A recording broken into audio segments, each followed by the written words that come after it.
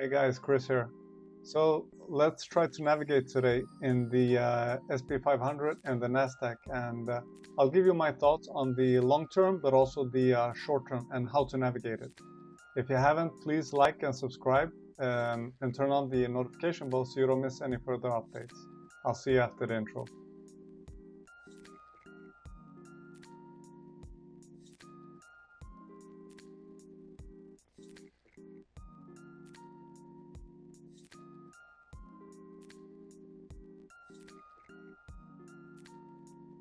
Okay guys, welcome back. So let's have a look at the SP 500 and the Nasdaq.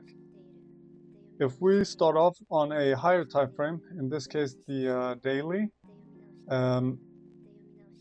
we're obviously pushing down quite a lot since July 16th, and yesterday was a dramatic day, I would say. So far we've had a really nice recovery. Now if we just zoom out and have a look from a bird's eye perspective, we are still in an uptrend, I would say, because this is my swing low and this is my swing high. So technically, even though we've been really bearish, we haven't broken any structure to the downside. And we can see that we actually got a nice hit in a fair value gap and the Fibonacci level 78.6.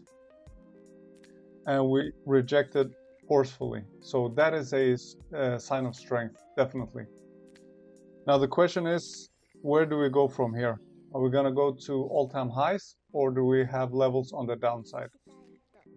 I would say that from the reaction that we've seen, this is not strength. However, this is a pullback, which you're always going to have pullbacks. But I would say that we do see a lot of strength in this movement, both the rejection, but also today. So we're up so far 0.84% on the SP 500. Now, like I said, we filled this area really nicely. Let me just mark that out. So that was actually beautiful. If we compare the SP 500 to the Nasdaq, we can see that the Nasdaq relatively was deeper down, closer to my swing low.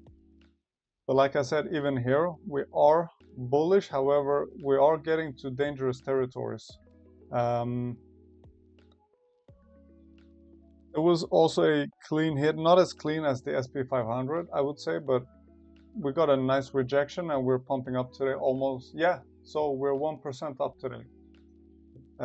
If we look at the 1 hour chart, let me just go back to the SP 500 as well. So 1 hour, I'm looking at this gap. So on the SP 500, we haven't filled the gap. However, we have done that on the Nasdaq, not completely, but more than halfway. So if I'm taking a look locally on the 1 hour, we are still bearish. Okay, so we've been going down. It's quite obvious, I would say.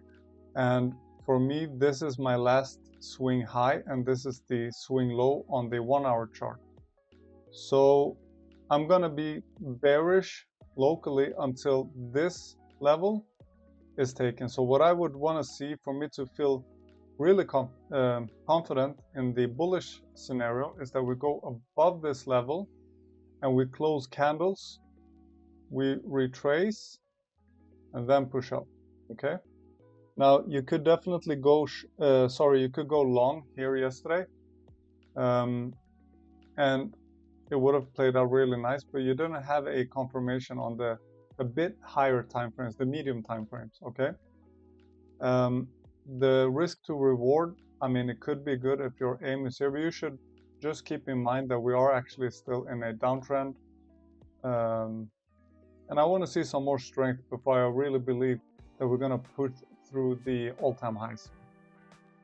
So until this level is broken, I would say that I would be looking for shorts. And let me just pull this up. So let's say we pull our Fibonacci from here. if I were to go short, well, where would I want to go short from? So I have my Fibonacci. I don't want to short it below the 0.5. I definitely want to short it up here in premium. So we have the Fibonacci to see our levels. I'm also going to pull out the fixed range. So I pull it from the swing high to the swing low. Let me just take this down a little bit. So this was yesterday, Monday. And we can see that we have the, let me just remove the Fibonacci so you can see more clearly. So we have the point of control of this swing structure. We're getting close to the point of control. Now that could definitely act as a resistance, and it is in line with the 0.5 Fibonacci, so it's just barely at the premium. However, I always like to get as good of an entry as possible, so I actually like this value area high better because I have the value area high. I have a per value gap. Let me pull back the Fibonacci again and just see what we had there. So we had the 0.886 Fibonacci. Now this level, it gives me a lot of confidence. I actually think we could push probably all the way up here.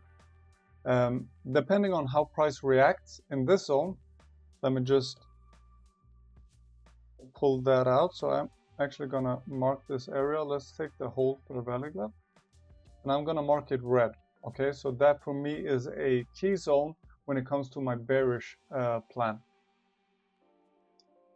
If price comes up to this area, I'm gonna look for a market structure shift on the lower time frames to give me a hint that we are gonna go down. Now, this would be a really good risk to reward trade, because if we pull out the shorting tool, let's say I enter on the start of this zone, my invalidation is very simple and it's quite obvious. It's above this high, okay? And my target is, I always try to aim for the opposing swing leg, and that will, if that plays out, is going to give us a risk to reward of 5.3. So that is a really good risk to reward. And I'm going to look for this shorting opportunity, to be honest. Let me just remove that again. However, if price should come all the way up, like I said, and we see candles closing above it, I'm not interested in a short. But I do like this zone, so I'm going to keep this zone, and we'll see how that plays out. Now, it could be that we're going to come up and turn down even before that, and if that happens, I'm going to monitor that as well. This is definitely the zone that I'm interested in. If we look at the SP 500 and we pull out our Fibonacci on the 1 hour, I would say that this is our swing high and this is our swing low. And let's pull out the fixed range. See how volume has been distributed. So I'm going to remove this one. So the value area low, high is a bit lower. So far, we are at the value area low. And since price is below it, as for now, it's going to act as resistance. All right. So to even think about going higher, we need to reclaim the value area low and the point of control. Now we can see that the point of control is inside of the gap. So what tends to happen is a lot of times price is going to come up, fill the gap, and continue in the overall trend, which is down. So we could have a short possibility even from there. Let me just see with the Fibonacci's again. So again, it's perfectly in line with the 0.5. So let me just minimize that as well. I'll mark this zone out. I will actually take the hold for the value gap. So this becomes a bigger zone. Now, normally I don't like to keep my zones too big because I want to be more specific. But I do like that zone above, and I actually like this one here as well. Let's move it up a little bit more. So I've got my two zones. Let me put a alarm. Let's see. Nope. Add alert. Let me just move it up a little bit more. There. Okay. And let me put an alert here as well. So all I'm going to do is just wait for price to tap one of my zones and monitor what happens in the zones. Okay. It's very tricky times. It's really hard to navigate the market right now because there is so much happening. A lot of people have fear. It's a lot of emotions playing part as well, of course. But if I just look at the technicals, I would say that the more local structure is still bearish, and until I'm proven otherwise, I'm going to look for shorts, okay? So even though, like I said, let's go back. On the daily chart, we are bullish, but it doesn't look really good, okay? We saw some strength with the rejection, but that could also be just the psychological factors in the beginning, people wanting to protect positions or jumping in because they think that they caught the bottom, and it could very well be, okay? But I have my levels, so until they are broken, I'm not interested to go long just yet. You could, everybody can do what they want, of course. I would rather look for intraday setups and look for shorts. Now, another thing is, if we look at the, let me just remove all of these things. If we look at the highs, so let me put on the magnet tool. So the SP 500 has created a higher high, just barely, but it did. The Nasdaq has not. So let me just pull it like that. Now, to me, this does show some kind of bearish sign. So let's see how that plays out, if we actually reach my levels or not. But these are the levels that I'm interested in. And as it is right now, I'm going to look for shorts. And the only reason for me to change my mind is if we close above this level, because this is my swing high. Now, just one last thing. I do not want to see a wick, because if we see price come up, let's say we go from here and we just wick this level and we get a reaction down, that is no strength, okay? So if I'm going to turn bullish, I want to see candles closing. That is really important. And even when they close, that does not mean, I mean, I wouldn't advise you to just jump in a long position here.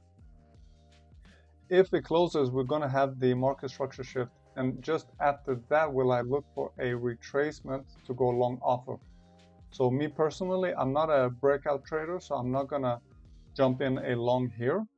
But I just want to see the market structure shift. I want to see a retracement. Maybe I'll find a fair value gap or order block, something that gives me reason to jump in, and then I'm going to jump in long. But as it is right now, I think you should keep an eye out for this zone on the Nasdaq and these two zones on the SP 500, preferably this one, okay? So guys, that was a quick market update. It's very interesting times. Let's take it step by step and see how price develops and what happens in the world. But I'll keep you guys updated. So thank you for watching, and I'll see you next time.